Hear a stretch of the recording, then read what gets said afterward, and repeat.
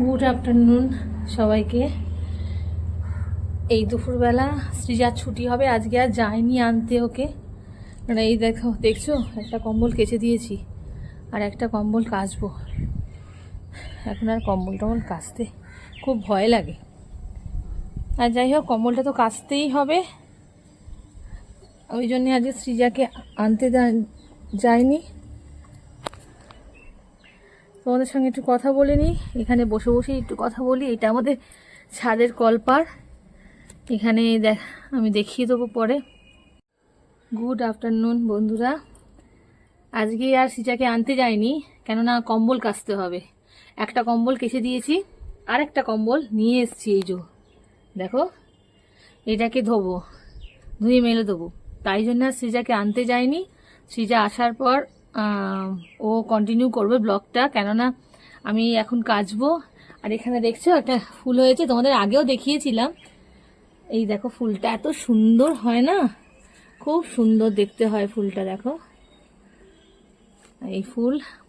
আর আরেকটা জিনিস, আরেকটা কাগজ ফুল, আমি তো কাগজ ফুলই বলি। এখানে এই একটা দেখো, এটা তো হোয়াইট কালারের, এটা খুব একটা বেশি হয়নি। এটা যখন ওই ঝড় হয়েছিল না, এই গাছটা অনেকবার পড়ে গেছিল, ওই জন্য এটাতে খুব একটা বেশি হয়নি। বেশি হচ্ছে এটা পাতা নেই, সেই গাছে ফুল হচ্ছে। দেখো আজকে অনেকগুলো কাজ করলাম সকাল থেকে করে, আর এই কম্বলটা কেচে নিই, তারপরে সৃজা আস্তে আস্তে দেখিয়ে দেবো আবার সৃজাকে। সৃজা এসে কথা বলবে তোমাদের সঙ্গে। একটু দেরি হবে, লেট হবে এটা দিতে, ভিডিওটা দিতে, কিন্তু আফটারনুনেই দেবো। হ্যাঁ, কম্বলটা ভিজিয়ে দিয়েছি, দেখো একটুখানি হোক, না ভেজানো থাকলে তো নোংরা হবে না না। তারপরে তারপরে কাচবো। তোমাদের আজকে একটা কথা শেয়ার করার ছিল তোমাদের সঙ্গে, কিন্তু লাইফে যখন ছিলাম তখন আর শেয়ার করতে পারিনি। লাইফেই ভেবেছিলাম বলতে, সেদিনকে কমেন্ট, ফেসবুক আপডেট হচ্ছিল, কমেন্ট দেখা যাচ্ছিল না, ওই জন্য আর শেয়ার করতে পারিনি।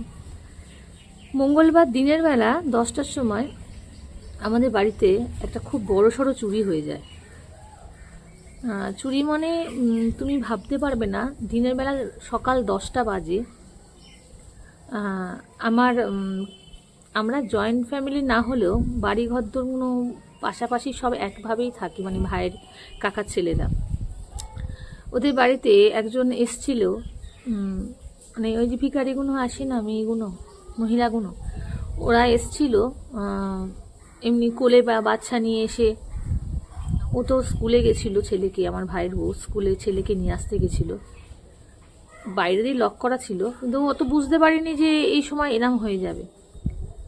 ওদের বাড়িতে একটা মেয়ে বাইরে ওয়াচ করছিল কেউ আসছে কিনা, একটা মেয়ে কোলে বাচ্চা নিয়ে ভেতরে গেছিল, আর একটা বাচ্চা ছেলেকে একদম উপরে পাঠিয়েছিল।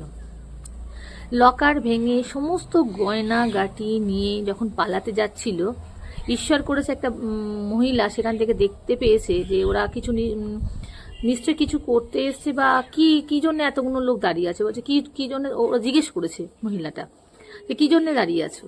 তখন বলছে আমরা এই তো খাবার দিচ্ছে, ভাত দেবে দিদি, ওই জন্য দাঁড়িয়ে আছে।